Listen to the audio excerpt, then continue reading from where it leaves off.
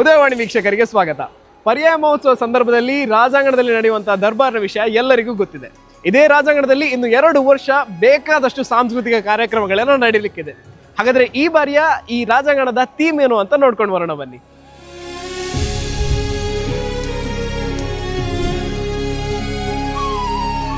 ನಿರಂತರ ಕಾರ್ಯಕ್ರಮಗಳ ಕೇಂದ್ರವಾದ ಶ್ರೀಕೃಷ್ಣ ಮಠದ ರಾಜಾಂಗಣ ವೇದಿಕೆ ಶಿರೂರು ಪರ್ಯಾಯಕ್ಕೆ ವಿಜಯನಗರದ ಹಳ್ಳಿಯ ಮಾದರಿಯಲ್ಲಿ ನಿರ್ಮಾಣವಾಗಲಿದೆ.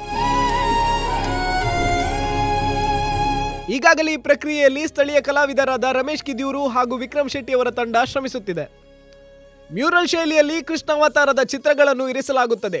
ಇದರೊಂದಿಗೆ ಹಿಂದಿನ ಶಿರೂರು ಮಠಾಧೀಶರಾಗಿದ್ದ ಶ್ರೀ ಲಕ್ಷ್ಮೀವರ ತೀರ್ಥ ಶ್ರೀಪಾದರ ಶಾಶ್ವತ ಪುತ್ಥಳಿಯು 2 ವರ್ಷಗಳ ಕಾಲ ವೇದಿಕೆಯಲ್ಲೇ ಇರಲಿದೆ.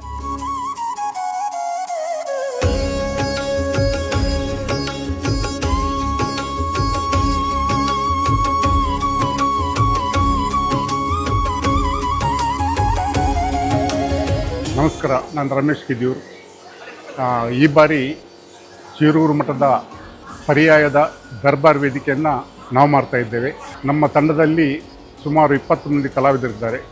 ವಿಜಯನಗರ ಸಾಮ್ರಾಜ್ಯದ ಶೈಲಿಯಲ್ಲಿ ನಾವು ಈ ಕಲಾಕೃತಿಗಳನ್ನು ಮಾಡ್ತಾ ಇದ್ದೇವೆ. ಆ ವಿಜಯನಗರ ಸಾಮ್ರಾಜ್ಯದ ಕಲಾಕೃತಿಗೆ ಶೈಲಿಗೆ ಒಂದು ವಿಶೇಷ ಇದೇನಂತ ಹೇಳಿದ್ರೆ, ಒರಟಾದಂಥ ದೊರಗು ಕಲ್ಲಿನಿಂದ ಈ ಕಲಾಕೃತಿಗಳನ್ನು ವಿಜಯನಗರ ಸಾಮ್ರಾಜ್ಯರು ರಚಿಸ್ತಿದ್ದರು.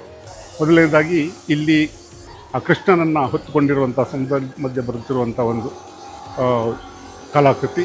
ಅದೇ ರೀತಿ ಇಲ್ಲಿ ಬೆಣ್ಣೆ ಕೃಷ್ಣ ಅಂದರೆ ಸುಮಾರು ಒಂದು 8 ಕಲಾಕೃತಿಗಳು ಆ ಕೃಷ್ಣನ ವಿವಿಧ ಲೀಲೆಗಳನ್ನು ತೋರಿಸ್ತದೆ.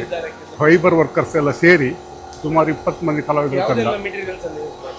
ಮೆಟೀರಿಯಲ್ಸ್ ನಾವು ಈ ಫೈಬರ್, ಕ್ಲೇ ಮಾಡೆಲ್ ಮತ್ತು ಬಟ್ಟೆ, ಪೌರ ಬಟ್ಟೆ ಇದನ್ನು ಯೂಸ್ ಮಾಡಿ ಇದು ಮಾಡ್ತಾರೆ. ಸ್ಪ್ರೇ ಪೇಂಟಿಂಗ್ ಇದೆಲ್ಲ ಕರೆಕ್ಟ್ ತಯಾರಾಗಲಿಕ್ಕೆ 8 ದಿವಸ ಈ ಸ್ಟೇಜಲ್ಲಿ ಕೆಲಸ ಇರ್ತದೆ ನಮಗೆ, 8 ದಿವಸ.